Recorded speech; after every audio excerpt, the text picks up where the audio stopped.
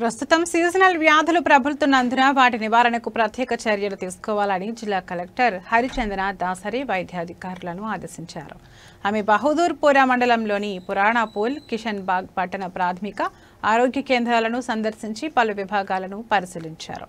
ఈ సందర్భంగా కలెక్టర్ మాట్లాడుతూ ప్రభుత్వం వైద్య రంగానికి అత్యంత ప్రాధాన్యత ఇస్తోందని, ఆసుపత్రులకు వచ్చే రోగులకు మెరుగైన వైద్య సేవలు అందించాలని సూచించారు.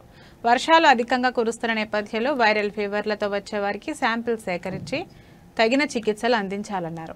మెడికల్ స్టోర్లలో మందుల కొరత లేకుండా ఎప్పటికప్పుడు నిల్వలను పర్యవేక్షించుకోవాలని సూచించారు. ఆసుపత్రుల పరిసరాలను ఎల్లప్పుడూ శుభ్రంగా ఉంచుకోవాలని ఆదేశించారు.